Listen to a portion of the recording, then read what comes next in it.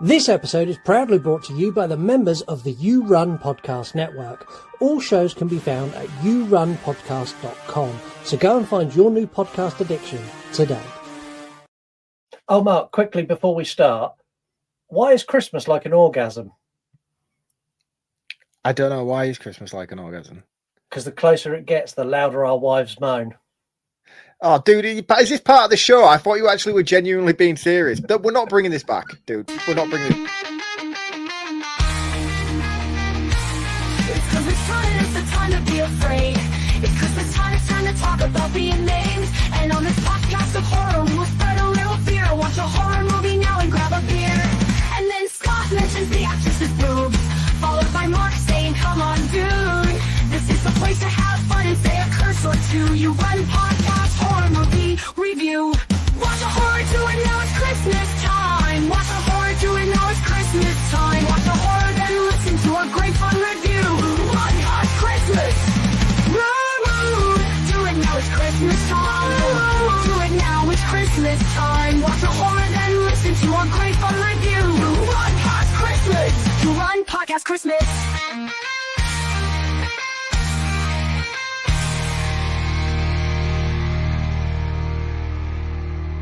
Merry Christmas, you filthy animal. Lick my balls, lick my sweaty balls. You have to ruin it, don't you? I was just about to say how good that intro is, and I've missed it all year. Hello and welcome to the You Run Podcast Horror Movie Review. My name is Scott. My name is Mark. And as a Christmas treat to myself, I've decided I am bringing back jokes for the month of December. Why? Why would you do that? Because I like them, I miss them, and you ruined that one because you were just more confused than you were engaged. I'm not engaged every time you do it. Well, this is true. Your Casio beeps. It must be 8 o'clock on the dot. It is 8 o'clock on the dot. Wow. That beep I'm aware of. I'm used to that one now. Yeah. We are a horror movie review show. We review movies that you select on our Instagram page, which is at You Run Podcast. All of the movies are chosen by you unless it's a new release. We give you a brief synopsis, then we do a bit of a deep dive. We say what we liked, what we didn't like. We don't give you a full run through because, let's be honest, that's boring. Just go watch the fucking movie. We discuss the movie as opposed to talk you through it. We also do movie facts. We play games. We have interactive features. We are the most interactive and fun podcast around, and I stand by that. Today, we are diving into a movie that I haven't seen for absolute years. I forgot all about this movie. I knew I'd seen it, but I couldn't tell you what it was about or what had happened. It was one of those that I had on DVD back in the day. And then, I've not given it any time ever since. And I know people talk about this movie quite a lot, like it's really, really good. But it never really wowed me the first time around. No, this time it definitely got me going. This put me in a really happy place to record this episode. Yeah, I'm excited for this one. Synopsis for this. A group of teenagers go to cabin in woods, inadvertently wake Nazi zombies who like collecting gold. Chaos ensues. The end. That is this movie. Pretty much. With some capers along the way. Exactly. There's not I tried putting some sort of synopsis together for this in my head, and I'm like, they go to the cabin, the zombies wake up, they're Nazis, they kill a few people, credits roll. There's not really the only other thing I could have brought up was Poop Finger, but we'll talk about that when we get to it. Shit, yeah. I forgot about that. Where do you want to kick off with this movie? Do you want to kick off with I think we should kick off with the group of teens. I was going to go there anyway, to be honest with you, because for me, this was a really big surprise. Because with movies like this, generally, there's at least 2 or 3 characters that are absolutely awful and unbearable. I liked everybody in this movie. I thought everybody was really, really good, really well acted. I thought the cast did a fantastic job. There wasn't anybody that I was singling out. The one that I thought I was going to dislike quite a lot was the one that I ended up liking quite a lot the most. The guy, the horror fan, the t-shirt guy, the poo finger guy. The one who was me. Pretty much, yeah. I was like, it's you. I was like, it's not me. She's like, it is. It's got the same figure as you and everything. This was a guy I thought, I'm not going to like him. He's going to be insufferable throughout this movie. But he wasn't. He was fantastic. And the same can be said for everybody else. There wasn't anybody I disliked at all. No, I think they're all great. The one bit that made me like roar with laughter. So they drive up to the like where they can stop, and they're going to go up to the cabin, and you've got fucking Mr. X Games himself going, "Oh, I'll take all of our luggage up on the Skidoo. Like I love the Skidoo," and I'm like, "That's Mark." Yeah. And he's like, load all your luggage on. Like, I'll drive there. It's a 40-minute walk. Follow my tracks, man. And when you get there, the heat will be on. And then he drives away. And as he drives away, one of the girls walks past and she's still dragging her suitcase. He left this poor girl with a fucking suitcase to drag 40 minutes through the snow. And I couldn't stop laughing. I didn't even pick up on that, to be honest with you. Everyone's bags are gone apart from hers. She's at the back, like trying to lug this massive suitcase across the snow, and it's rolling over and tipping on its side. I'm like, what did she do wrong? Why didn't you take her luggage? And like when his drive up there, like let's do a jump. No, just drive up there and not being funny. If it's 40 minutes and he loves the Skidoo so much, he could have gone and dropped the stuff, turned the heating on, come back, picked two of them up, gone back, come back, picked two of them up, gone back, and made this whole journey like 20 minutes instead of fucking a 40-minute hike through the snow for him. I mean, 40 minutes isn't a great hike, though, is it? Do you know what I mean? It's not long.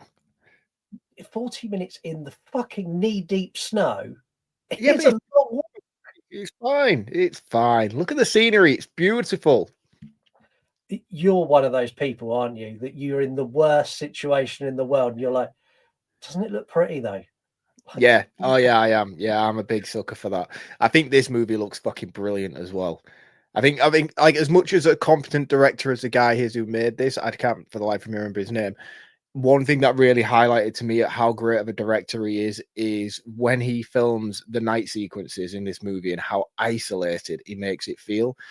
There's that one particular scene, which I'm sure we'll get to at some point, so I'm not going to focus too much on the plot line to it, but they're heavily using a hand torch out in the woods through the trees, and it just looked fantastic. I was like, wow, this movie, considering how sort of B-movie-ish a lot of it is in terms of its capability, like its effects and stuff like that, there are certain scenes that the director puts together that I'm like, that is really, really cool, man. Like, you've encapsulated something really nice looking there, probably without knowing how great that looks.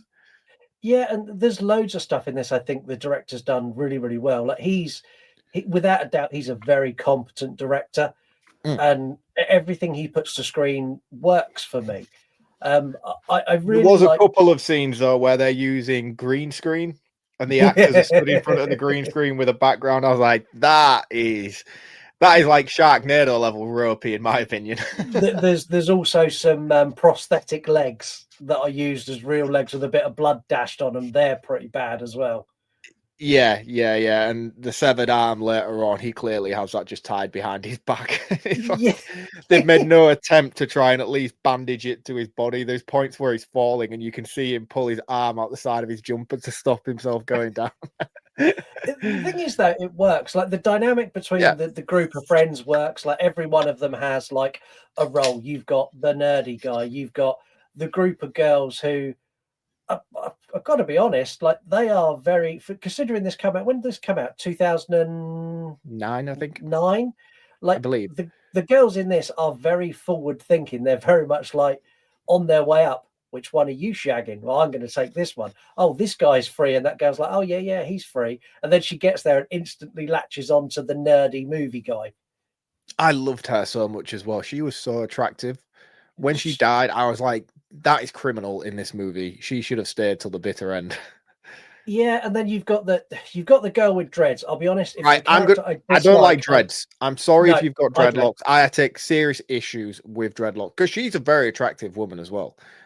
I hate being the guy who's like, you're attractive, she's attractive. Like, there's a level, you know. I'm not that kind of person, really. But I have issue with dreads. I have serious issue with dreads. They look to me like they smell. I've never smelt dreadlocks before, and I might be very wrong. But also, they just don't look good. No, and I'm going to say something now that may be controversial.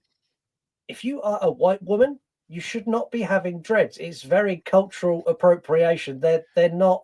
I don't, maybe I'm way out on that, but like dreads on a white woman do not work for me. Like dreads on a black woman do work for me better. They suit a black person better than they suit a white person.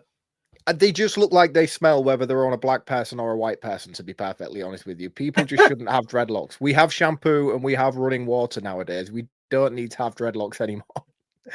We're going to get in trouble on this episode. I can feel it. We've already gone down the race and cultural appropriation, dreadlock smell. We're about to talk about Nazis and poo fingers. Like this episode is going to get so much trouble. It's Christmas, isn't it? It's one of them. It's Christmas. We can do what we want now, I think. Is that how it works? Yeah, so it's like that thing where you're like, oh, it's Christmas soon. Let's just have a beer on a Wednesday night. Now it's just like, it's Christmas soon. We can say what the fuck we want on the podcast. We'll deal with the ramifications in January. The thing is, the beer thing, I've been doing that since October. It's nearly Halloween. I started that in summer, to be honest with you. It's not going well. It's going well for me. I'm quite happy with it. No, I haven't. I have the urge to, though. The thing is, as well, like I'm at that point of my life now where I'm anticipating what's coming. So, like, I know Christmas, I'm going to be off work for 2 weeks. I'm going to be out at the pub quite a lot, going out for lunches and just doing social things that I immediately always associate with bars open. Yeah. Don't care whether it's 9 o'clock, 12 o'clock, or 3 o'clock. If I'm off work, I work my ass off all year. If I've got time off and there's a bar, I'm drinking at it. So I know, but like now I'm at an age where I'm like, it takes me a couple of days to get myself back on track. See, like we get to a weekend and we record this show on a Friday. It's usually Sunday afternoon I start to come back around again. Yeah, the thing is, though, the key over Christmas is you've got such a long period, you don't need to have that lull. Like, just continue to drink. Oh, no, yeah, that's it. If you could continue to keep the flow going, like, I feel like I'd make quite a competent alcoholic. Yeah, I mean, I don't think I'd be an alcoholic, because an alcoholic is someone who needs a drink, and I have a drink.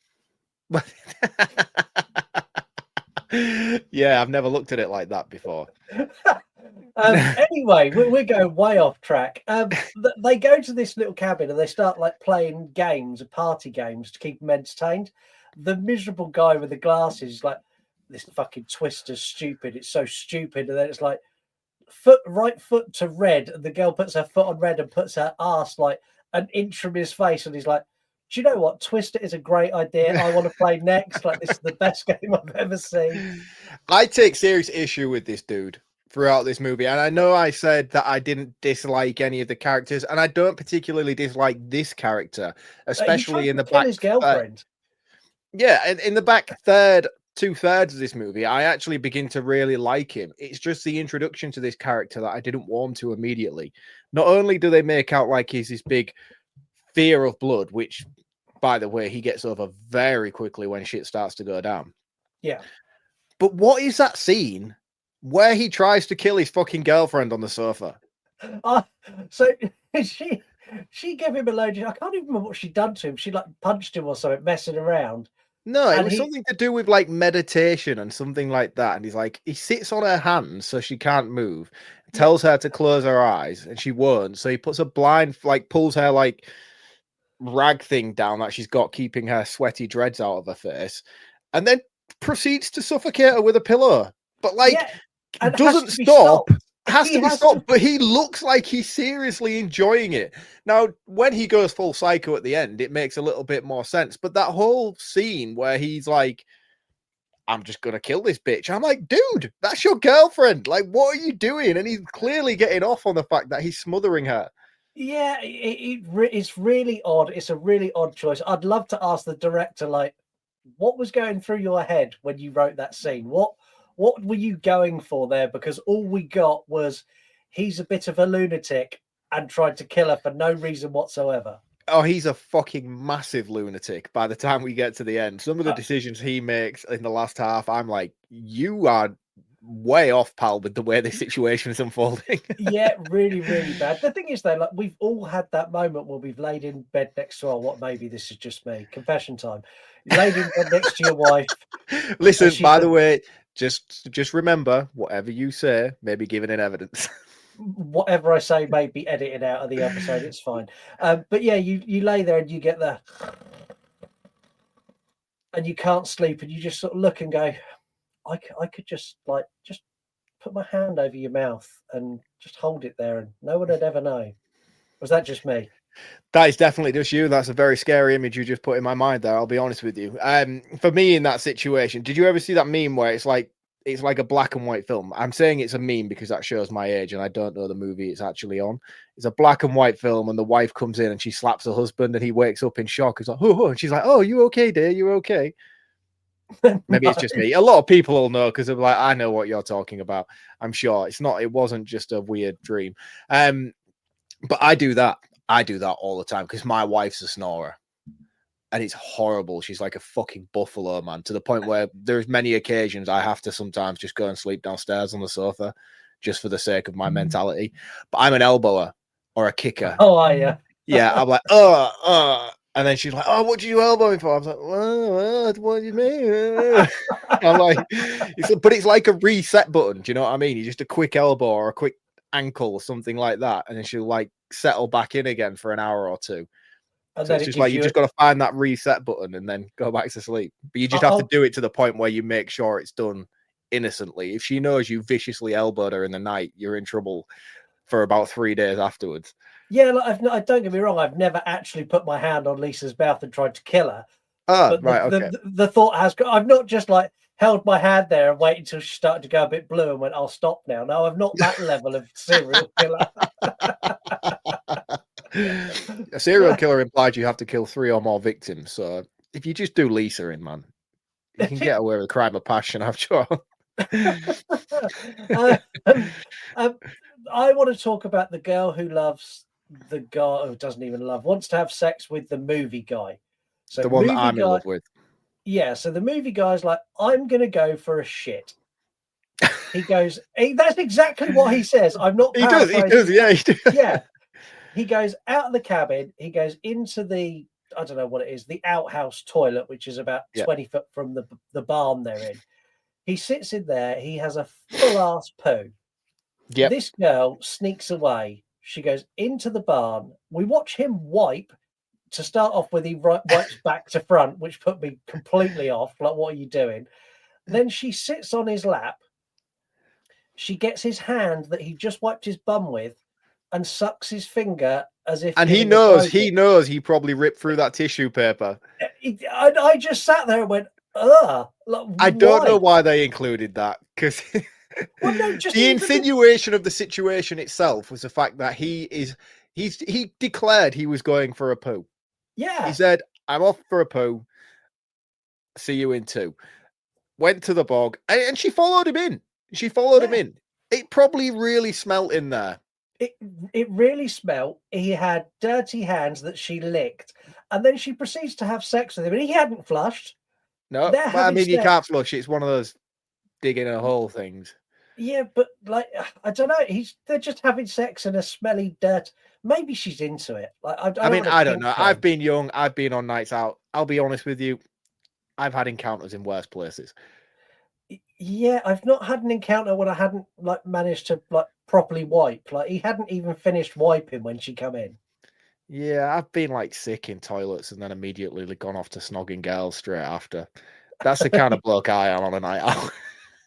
At least I was. Yeah, you need to clarify. Not anymore. Yeah. I'm not that guy anymore, guys. I've changed. I'm a good man now. Yeah. But yeah, I mean, the young, the students, the drinking beer. Yeah, I've done worse. I'll be honest with you. But at the time, I was sat there on my sofa and I was like, I'm a mature man now, and this is just fucking weird. It's really weird. And you have changed because you can now handle your liquor and no girls want to kiss you anymore. Yes, how times have changed indeed. What the fuck is going on with the Pulp Fiction moment where they find the little box under the barn and open it and it's like the golden glow from Pulp Fiction? I laughed a lot. And this was a key moment for me in the movie where it kind of just changed the tone, because I always remember people saying this was a horror comedy. Yeah. And up until this particular point, the thing with horror comedies as well is like, you've got to, I think if you're classifying yourself as a horror comedy, you have to establish a tone. Yeah. And I think this movie took a while to get there, but when it established the tone was clearly, this isn't a joke a minute, ha ha ha comedy movie. This is a calamities will unfold that are funny as we progress, Yeah. but are only prevalent to the audience, not necessarily the characters involved in the situation. Yeah. If that makes sense. Yeah. Does that make sense in what I'm saying? Like, Yeah, it's not like a, yeah, it does. it's not a back and forth rush hour beat by beat comedy movie. It's some of the situations that are going to unfold in this movie you are going to find hysterical because of the way they happen, but they're not necessarily, I'm going to have a punchline every 2 minutes in the movie. That's when I realized what the tone of this movie was, when this scene particularly took place. Yeah, and it works for me as well, because a lot of the comedy is based around nods to other properties, which I thought was very funny. Like, we get a nice nod to The Evil Dead later. We get this one to Pulp Fiction. There's numerous little nods to other things, and every time it happened, like there's a nod to Dead Alive. There's a nod. There's so many. The Brain Dead T-shirt on and stuff like that. Like, yeah. And I think for me that's where my kind of more level of humor is. I think with movies like this, it's like you kind of either get it or you don't. Like, it's going to be one of those. Like, it's not advertised strictly as a horror, as a comedy movie, but for the people who will enjoy the absurdity of certain things, it will be funny. Like, most people will have watched that and probably criticized the stupidity of the effects, whereas we know as audience members that that was an intentional gaffe. You know, like, that was like, let's be stupid with this particular bit. Yeah, it definitely was. And I think where they dial up the stupidity, and I got a lot of my laughs, is their visitor to the cabin. This guy is fucking hilarious. This dry as well, man. Dry, miserable old twat who knocks on the door and is like, "Can I come in for a coffee?"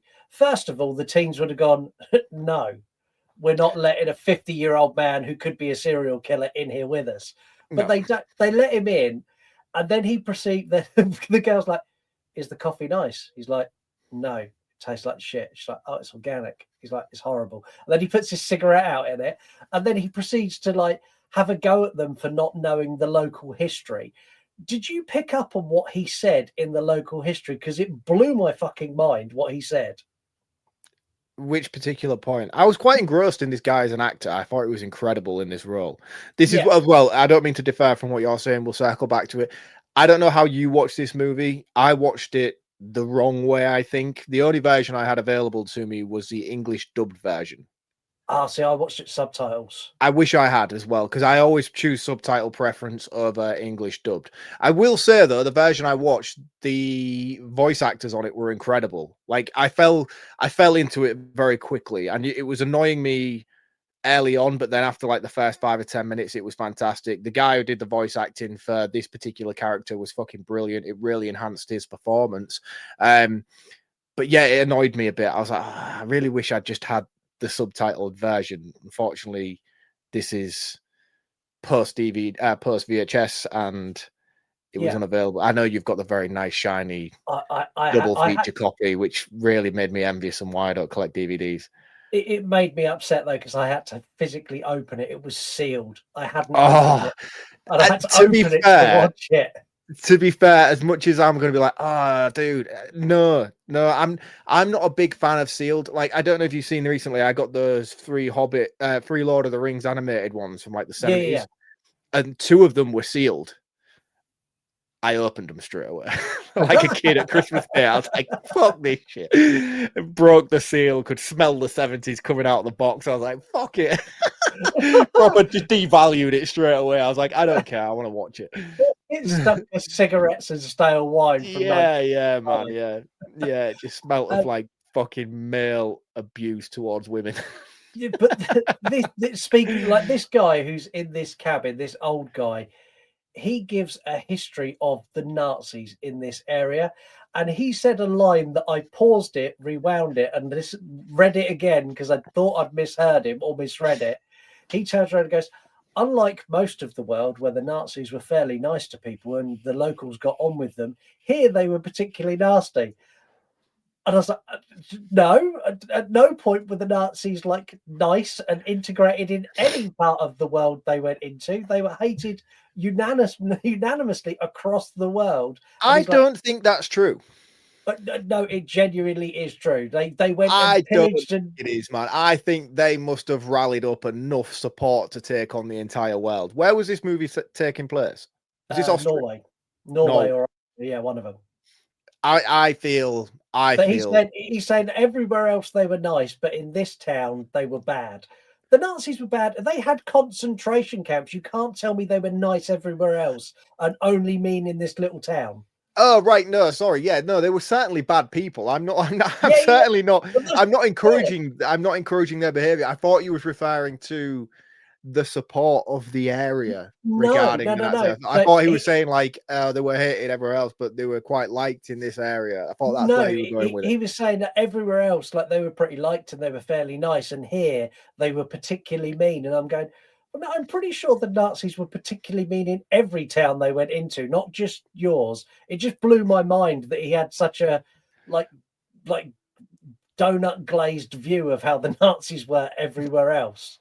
And he's like, I mean, he lives in a tent in the middle of a mountain, man. He's He not to be does. taken as a trusted source. Let's be honest. No, and he's the one who's explaining that they took all the gold, and then the villagers all rallied and pushed them out into the hills. And Yeah, this is first where it became more of a Leprechaun story to me than anything else. I literally sat on the sofa and went, "There have to be gold." Exactly. A Warwick Davis Nazi cameo would have been amazing. A crossover movie would be amazing. The Nazis after the Leprechaun's gold. I've just written an entire movie in a sentence. Dead Snow 3. Let's go. Dead Snow 3, Nazis versus Warwick.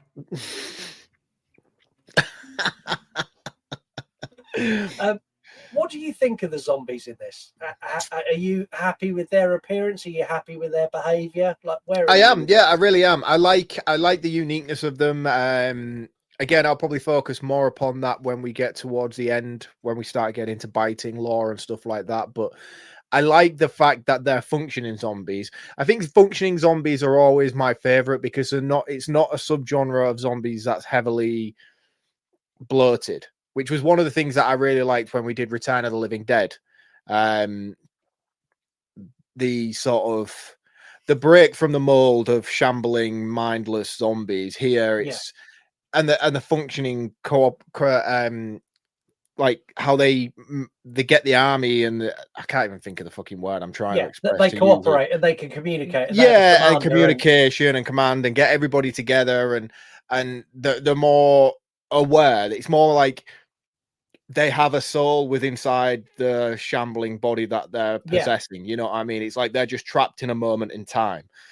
And I quite like that. You know, it reminds me of like the skeletons from Evil Dead 3 and some of the villains from like the Mummy movies and stuff like that, where it's more organized chaos as opposed to just shambolic chaos. And I like that because it's not something that we get so frequently. The fact that there were Nazis, I don't think it really holds any bearing particularly on this movie. It could have been anything, to be honest with you. They could have been ski instructors. It wouldn't have made a bollocks. It wouldn't have made the slightest bit of difference whatsoever. The fact that they were Nazis or not. The only thing it did was it established that you have to hate them. Like, there's no one who's going to go, I sympathize with these zombies. You're not going to get a moment where they go, oh, well, they're only after their gold. You're like, horrible Nazis, how dare you? Like, they're instantly bad. There's no gloss in them to be nice. No, this is true. But I liked it. I liked that there was the alpha zombie. That made it interesting. And it was more like it was an objective and a purpose. You know, there was an end game for both sides on this story as opposed to just sheer carnage and just mindless brain-eating reproduction like the normal sort of standardized zombies that we get. So it kept it interesting. I think it did. They also added nice little elements of, like, one of the guys is Jewish and he's like, oh, if you get bitten, they're going to turn you. He's like, I am Jewish. They do not want me on their fucking team. I'm pretty sure if they fight me, they're just going to eat me. They're not going to turn me at all. I'm Yeah. not welcome. And and again, like that was one thing as well that really intrigued me right up until the end, was like there was no real explanation regarding the law or purpose of what they were doing. Obviously, they were trying to get the gold back, but we didn't know if they were eating them. No, It's never really shown that they eat them. I know they bite, but that was only as a point of attack, not necessarily as a feeding mechanism. You know, the one that we first see bites as the guy falls off the edge of the cliff, it's because he's got hold of his hands and he's hanging, so his instance is to just bite his neck, not because he's trying to feed. Then none of them are feeding zombies, which I really like. They've all got weapons and they're fighting back as normal fighting people would fight. So it was a unique angle to me in that perspective. Not that I haven't seen it before, but just because I don't see it as often as I do with normal zombie movies. yeah, and I liked that as well. And I also liked the little subplot of the first kill you see or you off screen at the beginning is the girl who's hiking to the cabin. So all of them have got up in a Such car. a cool opening. Yeah, apart from one girl who's hiking. And when she doesn't arrive, Mr. X Games goes off to go and find her. And he comes across the tent of the old man who come to visit him. Old man's death was great. That was so well shot. I loved that.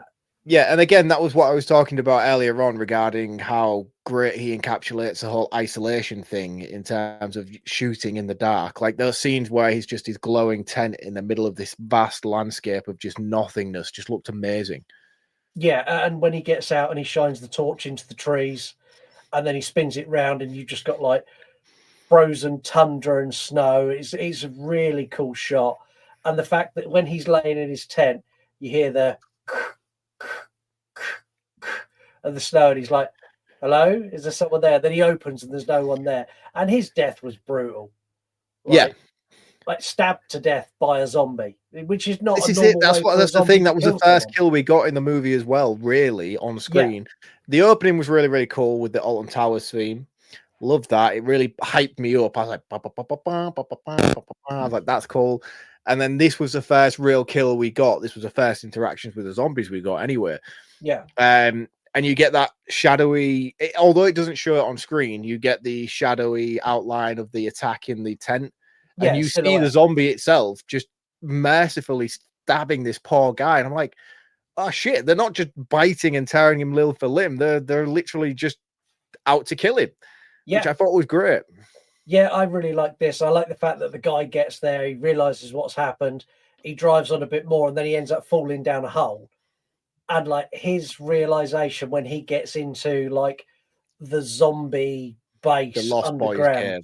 Yeah, the Lost Boys cave, and finds his girlfriend's severed head just sat on the side next to some like World War II helmets. I'm like, oh, you're in trouble. You need to leave. And like the zombies just like bursting out of the snow on the ground to come get him. Like all of that, super cool. Really, really cool. And the thing is as well, like I'm not particularly a big fan of jump scares. I've addressed it a million times on this show. I think this movie handles it so fucking well with flawless execution. So when you do that particular scene brought to mind for me when you was talking about the Nazi helmets on the shelf, it's slowly going across the helmets, you know, and you're like, oh, something bad's going to happen. Something's going to get you, you know, it's going to be one of those jump scare moments. And it's not, it's a reveal of his girlfriend's head, but it still has the same effect. And they do it a couple of other times as well, where it's building up to that standardized jump scare that you would normally get. But the payoff feels so much more rewarding in this movie as opposed to other movies that try to do it on a similar approach, where it's just a jump scare, like a coat flailing in a corner or something like that. It's always rewarding and it's always purposeful when they utilize it here. Yeah, and after this, it slowly descends into absolute chaos. So from this moment on, it is full on like Day of the Dead, zombies attacking that cabin, and I absolutely love it. I fucking adore the back half of this movie. I'll be honest with you. I thought the pacing of the first sort of third, maybe half of the movie was a bit iffy. And I was like, oh, this is just... people talk about this movie as sheer carnage, and at this point now, I'm 40 minutes in, and I'm really struggling to feel where this is going to go. But when it goes, it fucking goes, man. Yeah, it's literally like they went, We're running out of money. We're running out of time. Dial it up to 11. We're done with building shit up now. Full on zombie attack. Attack the house. Make them Yeah. all struggle. Let's kill a couple off. Like, this is just. But at the same amazing. time, how conflicting it was for me, it was like the pacing sketchy at the beginning, and then we have 10 minutes of sheer fucking carnage, and I'm like, there's still half an hour left. Like, I'm worn out. Where's it going? I felt really sorry for the girl who got yanked down the toilet for her death. Yeah, I love her. Again, she was my favorite. I was really disappointed that she had to go. She did have a poo fetish. Maybe that done it for her. Yeah, I felt her death as well was a bit disappointing. So she gets yanked down the toilet, covered in poo, stabbed off screen, and then she shambles towards the house and gets rugby tackled out of the way before anybody realizes it's her. I did like her severed head showcased at the window, though. That was pretty cool. Yeah, that was really good. And also the guy who gets his head ripped clean in two, that kill is amazing. And again, like, I loved that so much, and I was like, oh, they're going to do Day of the Dead. Here we go. It's Day of the Dead homage. Shaun of the Dead did it. Now this is going to do it. And they do. They're pulling him out the window the same way, and you're expecting them to grab his belly and rip out all of his intestines. It's like, oh, we've seen this trick before. You know, I get it's a homage, but at the same time, they just grab his face and rip his skull in two, and his brain just splats on the floor. It's like, oh, shit. They do a lot with like the practical effects in this, like the bit where the guy goes off the cliff where he's fighting one of the zombies and he's hanging from another zombie's intestine, and the other wedged zombies in a tree. the other zombie's like, oh, that's my intestine, and even the other zombies like, no, I need that, trying to pull it back up and inadvertently pulling him up like that. Brilliant. And also great comedy moment. Like, when do you ever see a zombie go, oh shit, that's my intestine, I need that, and try and like force it back in his body? There's so many cool little bits to this. And one thing I'll say, and I say it for every movie that's set in the snow, as soon as you have a movie set in the snow and you start splashing blood around, it looks phenomenal. Yep. Yeah, it really, really does. I'm a big advocate for it. And one film that I think particularly would work really well, and we've been saying this on the show for years, I think a Scream movie in a white Ghostface suit in the snow would be fucking awesome. I just think any horror movie works well in the snow. I just think you get that really cold, isolated feeling about snow weather that horror movies just work so well within it. And because it's so close to the time of Halloween and spooky season, you tend to sort of associate the two. Like, for me, like, it's been a really weird year this year with Halloween because I haven't really had the hype that I normally get. I haven't really dived too much into the season as much as I tend to usually do. But I am so ready for Christmas now, man. I'm so ready to dive into some Christmas movies. I can't wait to watch Misery this year. You know, I'm all for that whole bleak, cold, the nights are getting darker, the mornings are darker, just lock me in my house, put my fire on, and just watch some horror, you know? Yeah. Yeah, I'm 100% with you. I'm fully in for Christmas. Our decks are going out this weekend. So for anyone who's listening, we're recording this at the end of November. So Mark's a little bit premature with his lights up. Mine go up. No, I'm not lights up. This is just my this is my Stranger Things pumpkin. So I'm still half pumpkin, half Christmas. This was a limited release. I don't know if you can see that because the lights are flickering like shit. Let me I can kind of see it. Oh, so it's a Stranger Things pumpkin. It's got all the letters on the Joyce Byers lights. It came out at Halloween, and like I had to like root through maybe 15 Asda stores to find any of the ones that had this in stock. But I was like, I have to have this because not only can I bring it out at Halloween, this will stay out now until January. Yeah, which is great. Let's talk about the two guys who become Ash Williams and Ash Williams 2. Yes. So I like so basically the cabin is under siege one night. And again, I still don't know the lore of the zombies because they attack at the night and then for some reason they decide to just give them a break after a siege. Yeah. And there's 2 girls, 2 guys left in the cabin. They decide, right, 2 of us need to go for the car. 2 of us need to cause a distraction. There's a real umming and ahhing about who should do it. And I'm like, guys, there is no Omen and Aaron, and eventually the guys feel really put out by the fact that they have to be the distraction so the girls can escape. The girls run off to go try and get the car, even though they're tracked down at some point anyway, which we'll come to. And the guys stay, and it's a guy who has the fear of blood, and this guy who's supposed to be this sex addict, like a Stifler kind of character. He maybe makes one or two jokes throughout. He wasn't the movie. That guy. He really didn't justify the build-up that was given towards him in the opening. I'll be honest. I was a bit let down by what he turned out to be. Yeah, he was like a couple of times he went, oh yeah, look at that. And that was about as like at no point did he turn up and go, right, fuck waffles, who am I fucking first? Like there was none of that. No, and that's kind of what I was wanting from him. I was like, that's where he's gonna go. He's gonna be funny ish. To a point where he's crude, but like I can get a laugh out of it.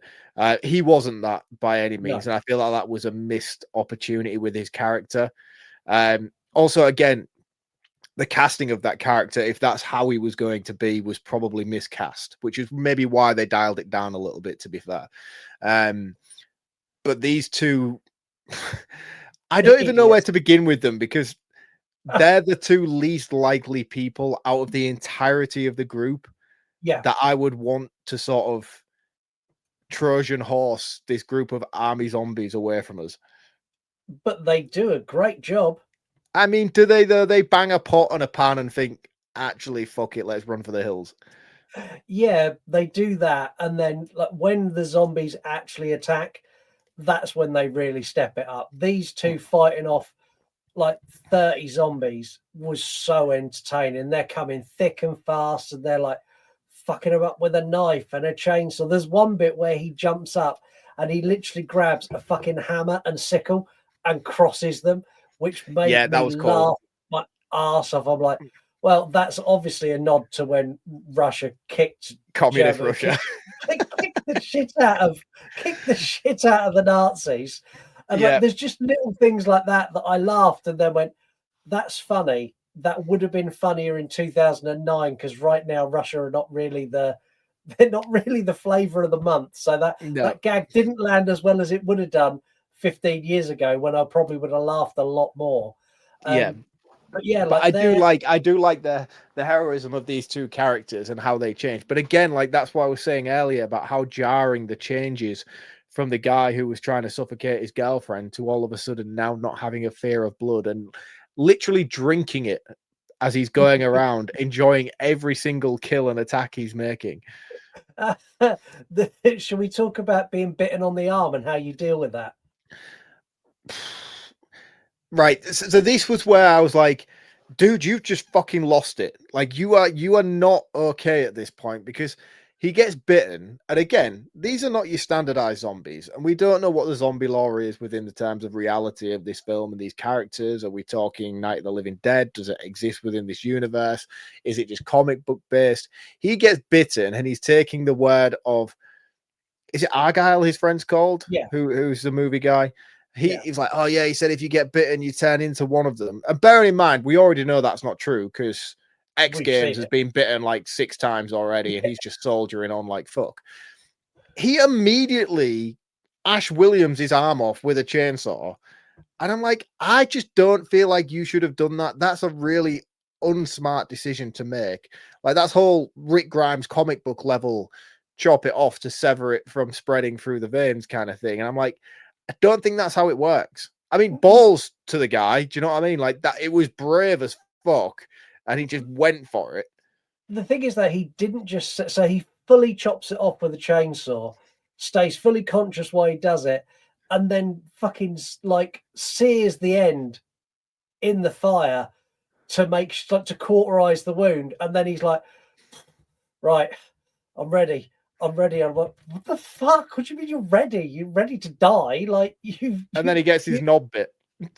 That. Oh my god. I was like, we fucking did this 2 weeks ago with Zombievers. I cannot believe we're doing this again. It was his friend, sort of, because after he killed the zombie who bit his dick off, he's got his chainsaw. He looks at his chainsaw, looks down, looks at his friend, and his friend's like, nah, no, don't do it, dude. Yeah, and he does it, he accepts it. He's like, I really wish I had cut my arm off now. Um, That got a good laugh out of me, I'll be honest with you. That really, really made me chuckle a lot. I mean, obviously, before there's quite a few incidents that happen before he chops his arm off. The girls who were going off running in the other direction, the blonde girl gets killed, which was very tragic. I liked her at this point. I like her sacrifice. This is the only one time in the movie we do actually see the zombies eating people. They start pulling her intestines out. She comes around and realizes what they're doing. And one of the Nazi zombies has like a grenade kind of thing on his belt. She pulls that and blows them all up. That was a really cool sort of like yippee-ki-yay motherfuckers kind of moment. Dreadlock girl goes through the mills, man. Like, she's a survivor, like a proper survivor. She fights them off thick and fast on her own. Bear Grylls in it through this Arctic climate, only to reconnect with the group. Yeah. And I'll let you take off what happened to her. Do you know I'm going to let you because I forgot. Oh.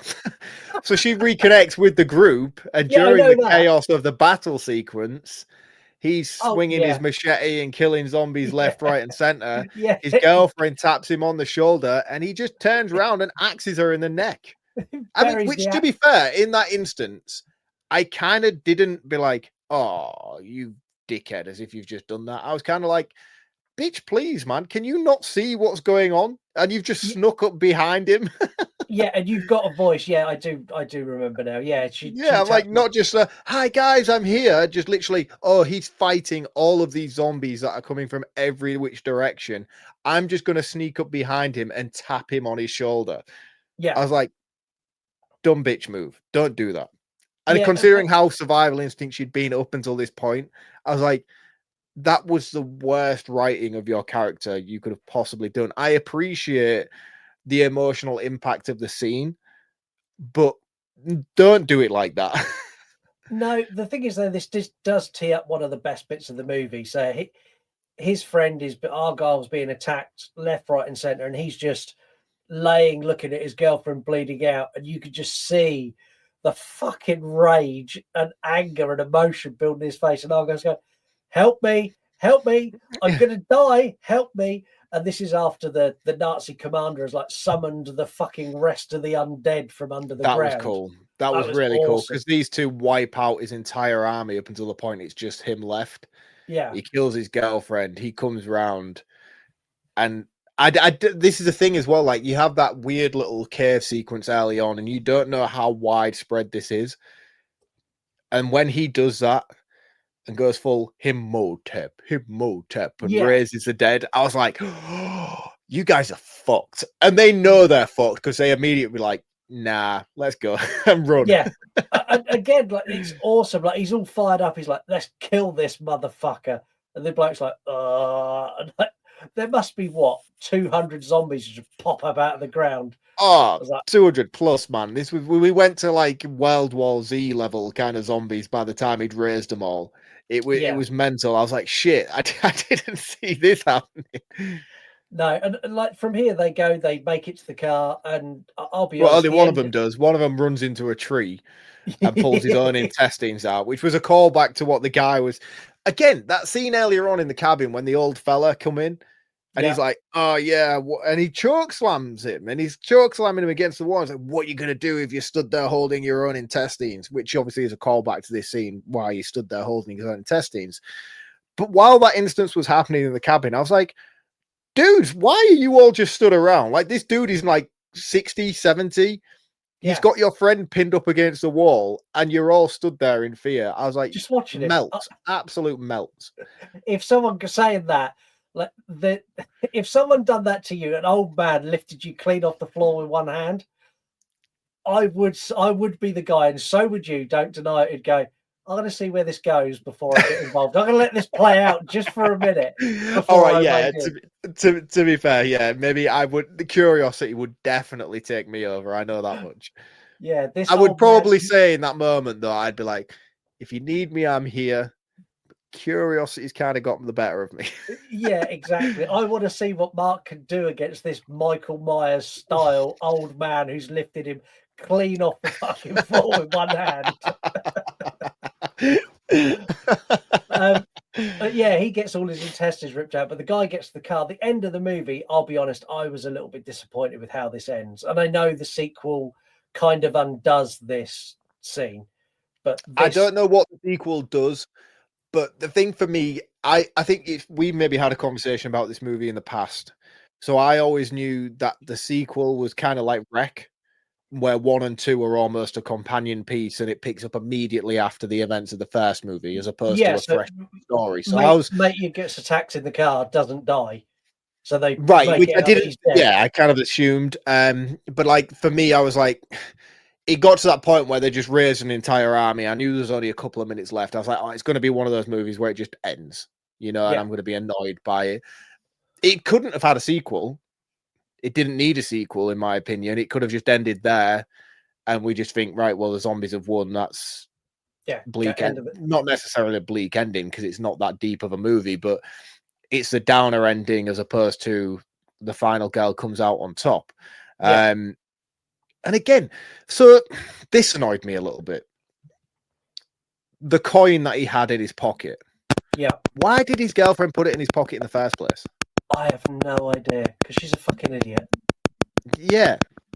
That's the only conclusion I could come up with because they give them back the gold and they're all ready to leave and it just fucks it completely. Mark is frozen. Is he still there? I'm going to pause because Mark is frozen. And he's now unpaused. Hello, Mark. Welcome back to the show. Nice to have you here. I don't know what happened then. I do apologise, guys. That's all right. We're at the end of the movie anyway. Do you want to rock straight into your recommended account of the week? Yeah. Perfect timing. I wish I'd have known that as my internet connected out, though. Well, I have a soundbite for you so we can tide you over. What are you waiting for? Christmas?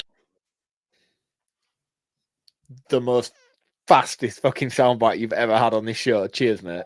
You're welcome. This week's recommended account is _horror hoarder. _horror hoarder is a VHS fiend, DVD ghoul, and horror hoarder. Retro reels and spooky feels. He's a married father of 3 gremlins, but I suppose that's not really what I'm here to advertise. This is an account that is a retro collector, similar to what I am. Big fan of the horror genre. Cool reels, man. Like, he does very similar stuff to what I do when I can be asked to do reels of like movie intros from VHS tapes and things like that. He's a lot more consistent with it and a lot more on the ball with it than I am. But he's a great account and he's got very low followers, which I think is criminal. So I think all of you should do your best to go and like, follow, share. And as always, let them know the You Run Podcast sent you there. I'm sure Scott will put a link for this account on the bio of this episode, but that is the _horror hoarder. The _horror hoarder. Okay, cool. That's one. Everyone go and follow him. It is December, and I wanted to come here with a very special message to all of the members of the You Run Podcast Network. Every single one of you have worked so incredibly hard this year to put out the best content you possibly can for our audience and yours. I am eternally grateful for every single member of the network, for all of the hard work that you put in promoting your shows, other people's shows, our show, the network itself. You are all absolute superstars, and I hope you all have a wonderful December. And for everyone who's listening, go to yourunpodcast.com, check out one of these awesome shows, and go and give these guys and girls a reward for all their hard work this year. Leave them a review, listen, interact with their show, and become part of the You Run Podcast Network family. Anyway, back to the show. Cheers, Scott. You're welcome. Make sure you go and check out Mark's recommended account. If they've got low followers, like, go and do it. We've got so much scope and reach on this show. Go and support the little guys. Like, we were really little guys once, and now we're like followers on social media. We're pretty fucking large, and that's down to all of you. Yeah, and I mean, it might be insulting for me to say he has low followers. That might not be true. He might be really proud of the following that he's garnered already. But I'm just saying, in comparison to what I feel like his account is worth, he should be a lot bigger than what he actually is. Yeah, deserves more. So go and give him more. Also, go to yourunpodcast.com. Check out all the members of the You Run Podcast Network. Like, literally this year, they've worked their arse off to advertise each other, to do everything that makes each other's show great, not just to benefit themselves, but to benefit each other. They really deserve your support. So that's yourunpodcast.com for that. While you're there, you'll find links to all of our social media. So we're at You Run Podcast everywhere. On Instagram, you get to vote in the polls, which is where you also find Mark. He is at VHS from the Crypt, where he shows his a never-ending collection of VHS tapes. Like, you've been doing that for a long time, and I've not seen you double up a stack once. Not once. No, I'm managing to keep it fresh. It's getting harder, I'll be honest with you, but if you've got like, I don't even know what I'm at now. Lots. I think I'm nearing 300 or 400 variations. So Yeah. you can imagine yourself, if you put 6 or 7 in a stack, the variations are endless, and it depends on the theme, it depends on the month, it depends on the day, it depends on the time, and there's always something that I can piggyback off the top of relevance at the time to be like, ooh, that movie's coming out, I'm going to create a stack based on that. Yeah. So it's quite easy for me, and I enjoy doing it. It's a lot of fun, but purely just because I enjoy collecting them and discovering movies that I've not seen before. Because that's the one thing that I really enjoy about the VHS collecting side of things, is like I'm discovering movies that aren't available on streaming. They're not available on DVD, a lot of them. A lot of them are like, they came out on VHS and because they were so poorly received, they're just forgotten. But then watching them again now have a different take and a different meaning. And there's so many movies that I've discovered in recent years that that's fucking awesome. Why is nobody talking about this movie? So from that side of things, it's cool and it's entertaining. But not only that, they just look fucking awesome. Yeah, they really, really do. You can also follow Mark at reviews from the Crypt, where he reviews horror movies that we don't cover on this show, and some that we do as well. Also, patreon.com/You Run Podcast. That is the place where you get the most love and the most interaction. And we are in December now, and in December, moving forward, you get 7 episodes per week: Monday, Tuesday, Wednesday, Thursday, Friday, Saturday, Sunday. Brand new episode every day, early release a horror movie review, early release a true crime, You Run Extra, True Crime Extra, and a whole host of YouTube videos that you get a month early, a whole host of Patreon exclusive episodes that only you get, stupid amounts of control over the show, and it costs you less than a cup of coffee a month. So patreon.com/You Run Podcast, because me and Mark want you to give us your money. Because when you give us your money, we're going to do something really good with it. We're going to put it all in a big pot and save it up, and then we're going to spend it on beer at For Love of Horror next year. Which you are fucking definitely coming to, by the way. I've made a very adamant point that regardless of anything that happens next year, like if the world is on fire, if For Love of Horror is on, I will be there. Definitely. Yeah. I mean, we contemplated the April event that they're putting on this year. So usually they just do the usual annual October event, but they've now realized that they can market it even further, and they're doing a 2-time event. So they're now doing it in October and they're doing it in April. For those of you who've attended For Love of Horror in the winter coldness, know how hot and stuffy that venue gets in October, let alone creeping into the peak of summer. I'm not going to be attending the April event. I just think it's going to be too hot. It's going to be too stuffy. I'm sure it's cool, and I'm sure you all have a great time. But we'll see you in October. We'll be sticking till the October event, because the thing is as well, for me, it gears up to like the Halloween season, and I know it's like something to look forward to spooky season time. So I think for me, I'm just going to be sticking to the October event. Yeah, me as well. Let's do some facts. So the Nazi zombies are not typical zombies. They're a combination of 2 things. So they're a combination of the original zombie and also a Norse mythological being known as a Draug.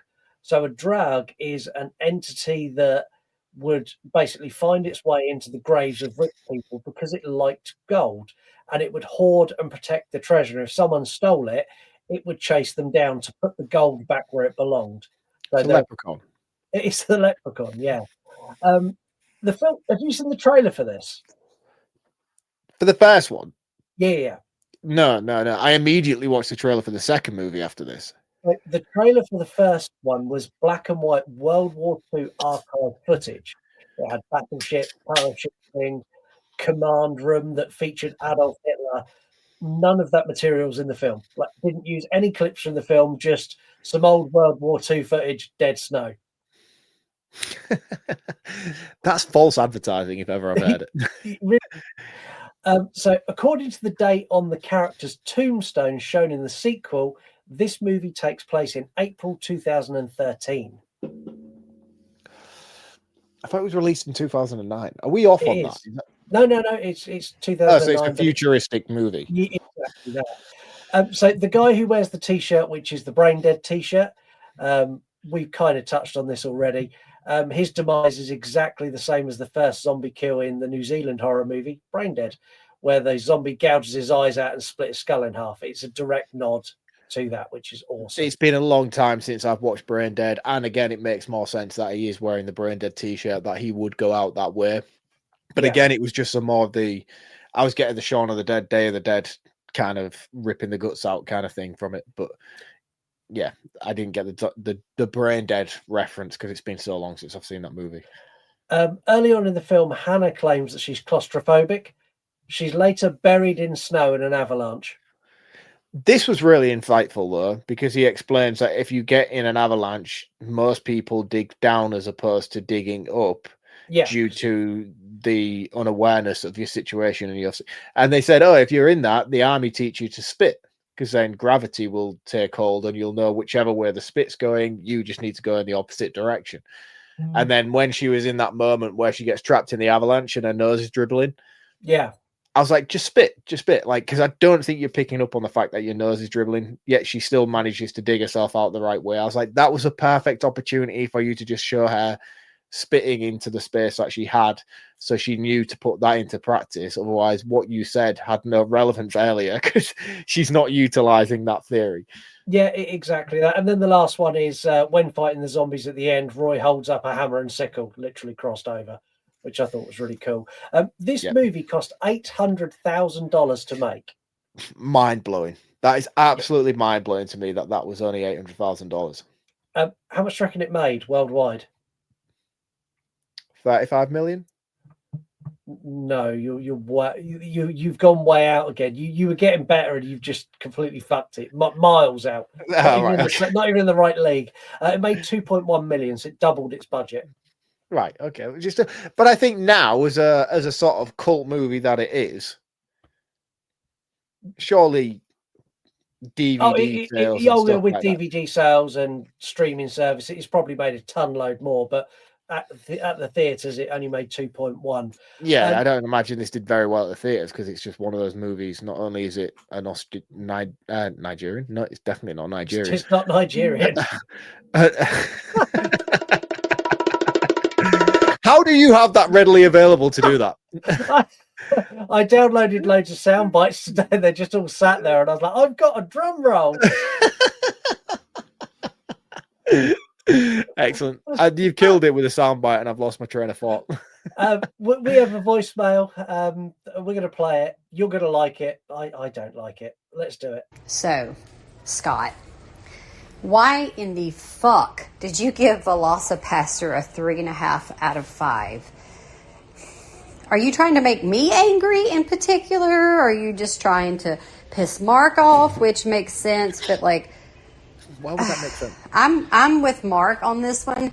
I tried to watch that. I may have actually finished it, but it was so insignificant that I can't even really remember it. I just remember it being so fucking the whole China thing. Like, I'm in China, but it's literally a piece of paper with China written. It's so fucking racist seeming. China. And I was just like, okay, I like bad films. Don't get me wrong. I love a good bad movie.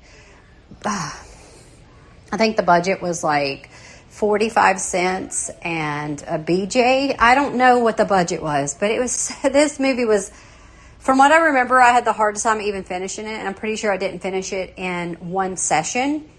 And even Steven, that rhymed, he was like, he'll watch really any fucking thing. And he was like, I can't watch this. This is really fucking stupid.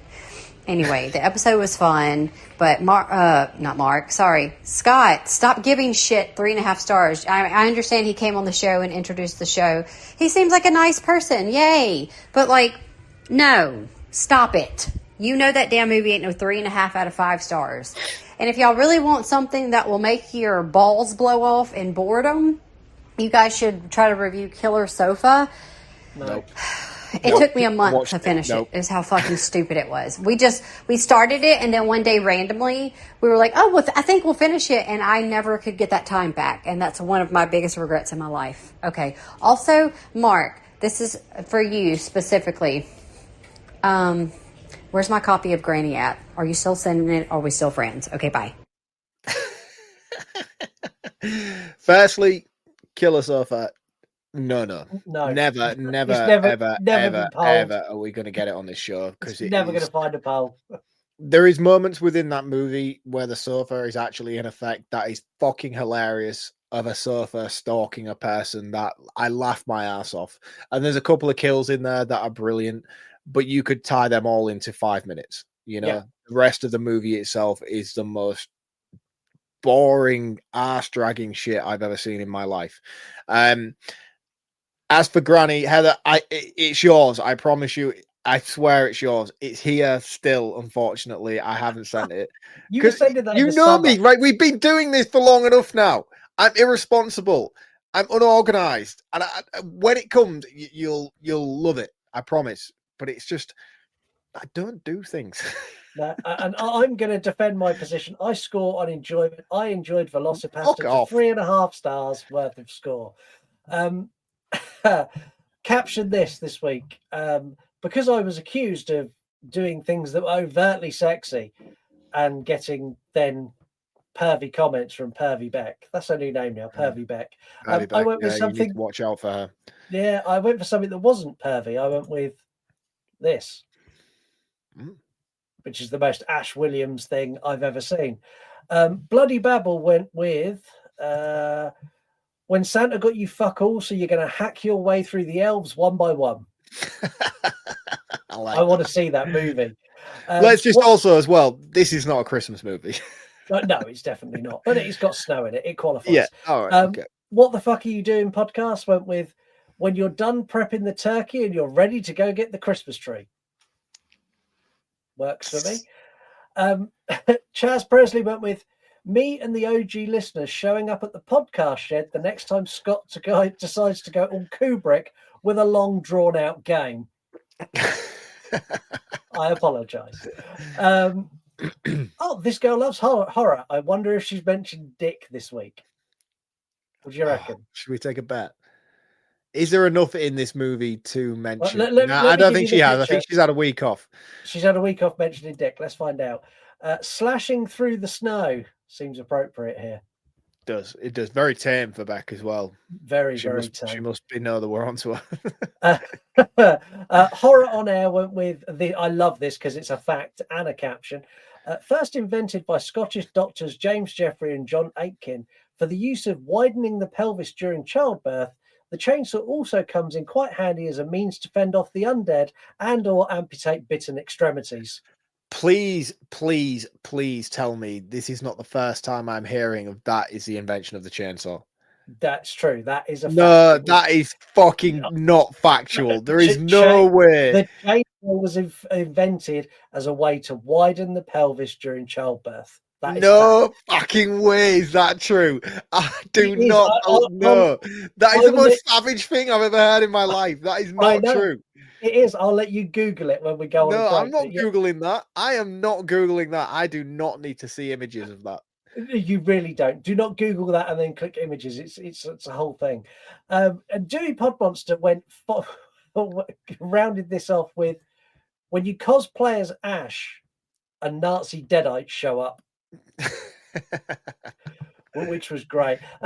We need a game. I've recycled an old game that we played once a very, very long time ago, and I've given it a bit of a new spin and made it just a little bit better. The graphics are better, and it's just going to be a little bit more fun.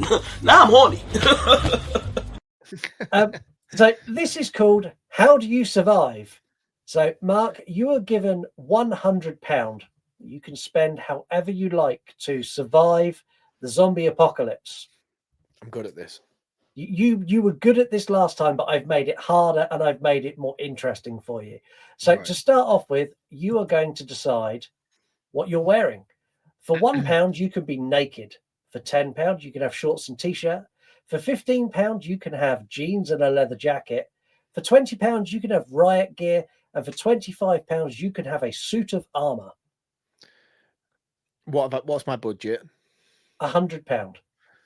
I'm gonna go and spend £20 pretty early on, to be honest with you, and I'm gonna go with the riot gear. You're going with the riot gear. So you've done 20. You've got 80 left. Okay. I feel like it's an important factor to have in this situation because, again, if anything, this movie proved was he had his thick snowsuit on and he was trying to get bitten earlier, and all they got was a mouthful of feathers. So I think what you're wearing is vital to this situation, which was why the Resident Evil games always baffled me with Jill Valentine. So I'm going with riot suit. Okay. Second one, your weapon. For £1, you can go OG Halloween and you can have a wire coat hanger. For £5, you can have a wooden stick. For £15, you can have nunchucks. For £20, you can go Shaun of the Dead and have a cricket bat. And for £25, you can go full Ash Williams and have a chainsaw. Again, I'm going to take the higher item because I feel like protection, as you all know, kids, is the most important thing. You're not doing anything with a coat hanger. What are you going to do with a stick? Nunchucks. I'm not Bruce Lee, and a cricket bat. Again, I don't feel like it's a durable enough weapon. I feel like a couple of whacks and that thing's probably going to break. I know you have to then think about the fuel for the chainsaw, but if you're using it sparingly, like you would a gun, bullets, etc., I think a chainsaw would be. And I mean, I'm a Sharknado fan. We know what this weapon can do. Okay, so you're going to go for the chainsaw. Yeah, I spent £45. You've done 45 of your 100 budget. You've got 3 rounds left to get through. Your next round is your travel companion. For free, you can have me. For £20, you can have your family. £30, you can have a police attack dog. £40, you can have a ninja. And for £50, you can have Jessica Biel from Texas Chainsaw Massacre 2003. I want to go with Jessica Biel, but purely just out of the fact that I just feel like it would be one of those situations like from the Philadelphia program. It's Always Sunny. It would be because of the implications. I don't feel like she'd necessarily be interested. It would be the implication. For those of you who know. I want to bring my family, but I have 2 young kids. I could do with a break. I love dogs. I really love dogs. But again, I don't know how useful they'll be. But I have you. And it's free. That's free bait. That is free bait, man. I'm going to take the free bait. I'm going to take the free bait. And if shit kicks off, a kick to the back. See you later, Scott. It's cost me nothing, you know. Thanks a lot, right? You still have £55 left after you abandoned your family, your dog, a ninja, and Jessica Biel. I feel like I'm taking the bait. You only made this decision because you burnt your cash early. No. It's not because I burnt my cash early. I would love to wax £50. I feel like £50 for Jessica Biel is a fucking bargain. That's a deal. And I would take it all day long, but I just don't feel like she'd want to be there, you know. And I wouldn't enjoy that.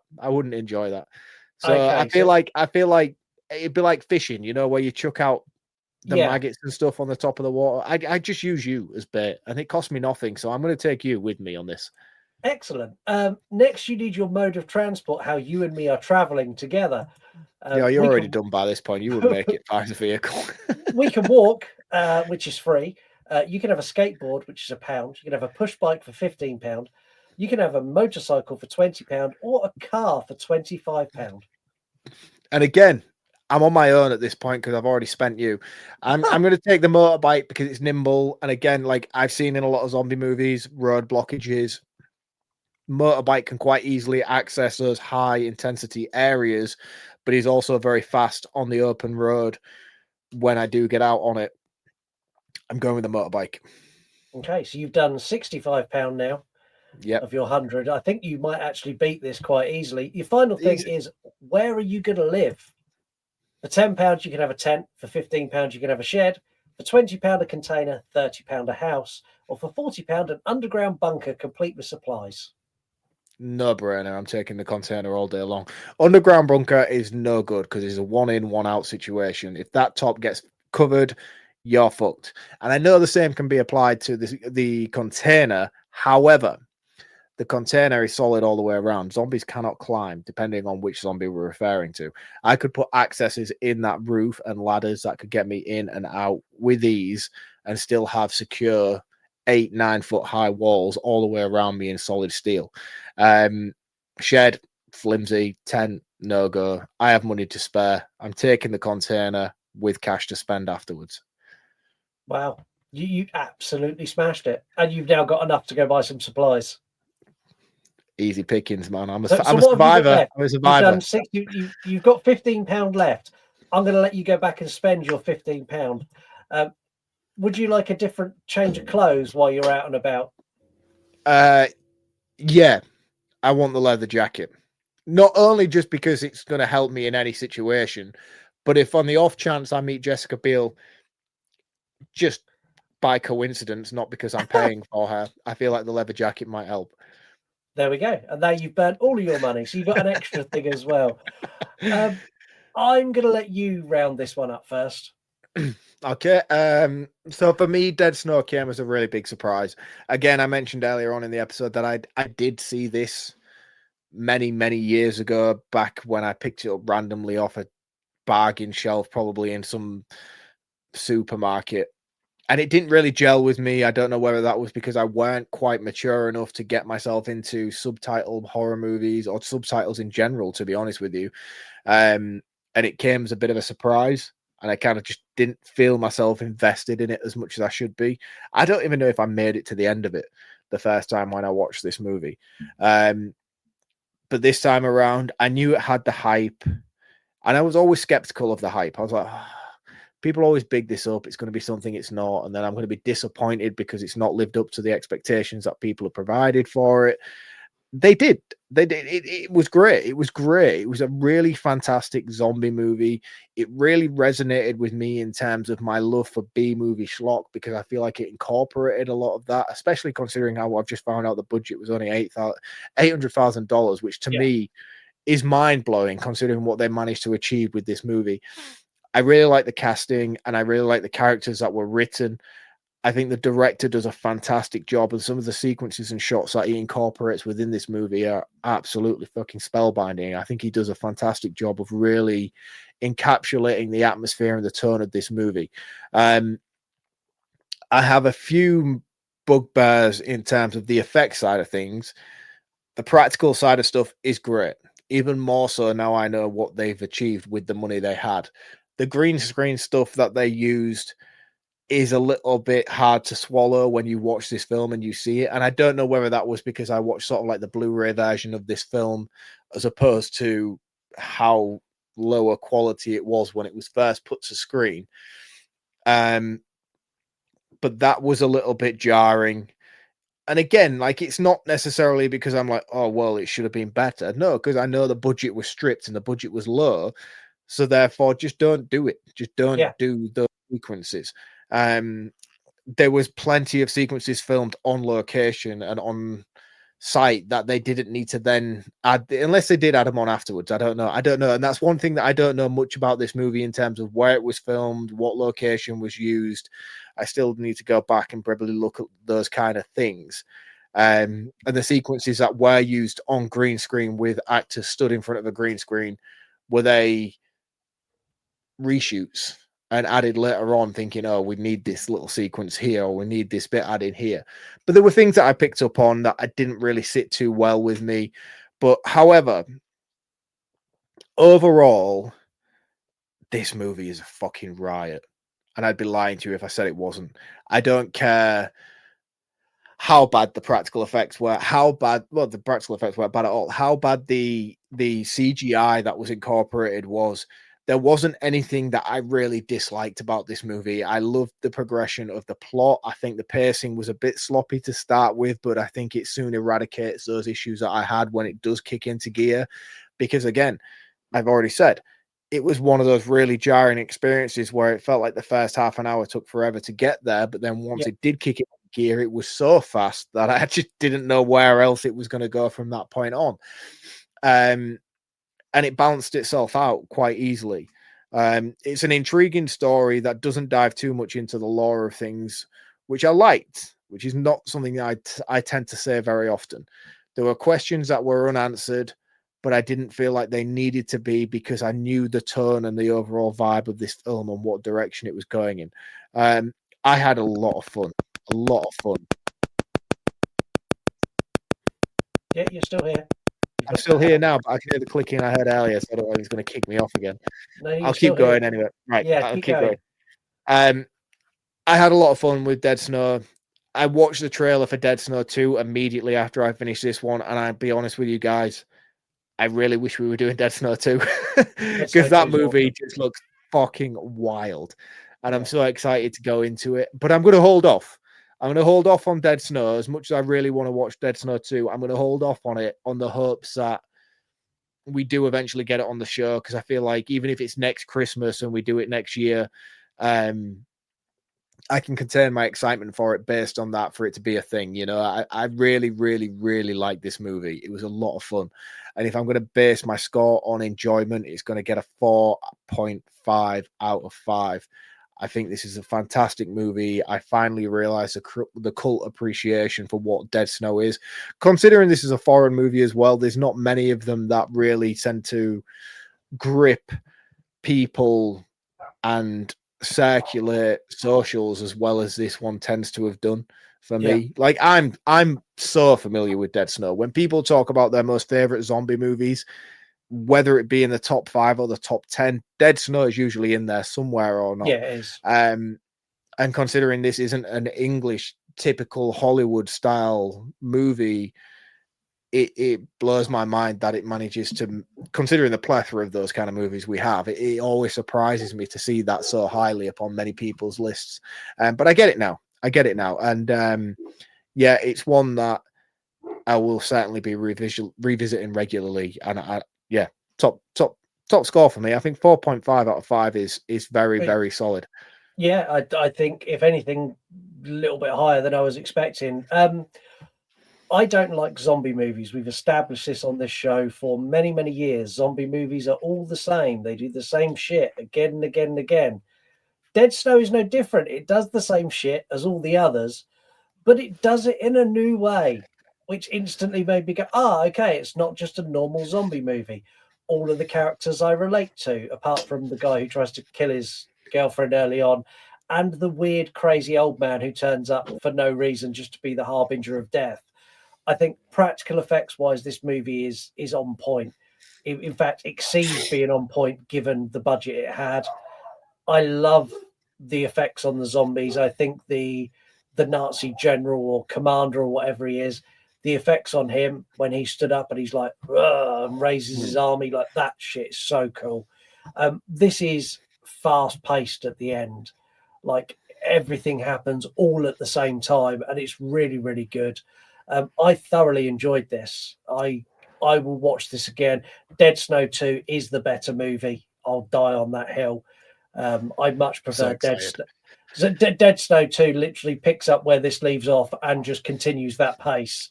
It's like they got to the end of this and went, do you know, the end of that movie was really fucking good. Let's just keep filming that. Like, yeah, but like the thing is that I watched from the trailer, like it wasn't like snowy based or anything like that. There was like charging through people's houses. It was very rural. I was like, what's going on with this movie, man? I need to see it. There was like American actors and stuff in it. It was all spoken in English. Yeah, Dead Snow 2 is fucking awesome. Where do I score this? I'm going to give this a 4 out of 5. I really enjoyed this. I mean, considering I'm the zombie fan and you're not, I'm surprised that you went as high as you did, which just shows how good this movie is. Yeah, I really enjoy this. That's it for this week. We're going to be back next week with a movie that Mark polled that, I'll be honest, I didn't even know Mark liked, but he polled it and he won with it. The Nightmare Before Christmas. which is going to mean singing and dancing. And I'm buying time because Mark has frozen again. Will he come back? I guess we'll never know. It doesn't look like he's coming back. Well, that is it for this week, guys. I'm leaving Mark frozen on the screen so you can all have a good chuckle. And I will catch you next time. I'm going to say goodbye for Mark. Goodbye from Mark and goodbye from me. Oh, is he back? No, is he back? Hello, is there anyone there? Now he's disappeared. Oh, we're back, okay, we're back. We're just going to hit the credits. I was gone for a long time, and I thought, I used this opportunity to go for a week. let's just hit the credits. Okay, thanks for coming, everyone. Goodbye. Cheers. See you next week. It's Christmas time, it's the time to be afraid. It's Christmas time, it's time to talk about being named. And on this podcast of horror, we'll spread a little fear. Watch a horror movie now and grab a beer. And then Scott mentions the actress's boobs, followed by Mark saying, come on, dude. This is the place to have fun and say a curse or two. You run podcast horror movie review. Watch a horror, do it now, it's Christmas time. Watch a horror, do it now, it's Christmas time. Watch a horror, then listen to a great fun review. Run past Christmas. Do it now, it's Christmas time. Do it now, it's Christmas time. Watch a horror, then listen to a great fun review. Run past Christmas. To Run Podcast Christmas.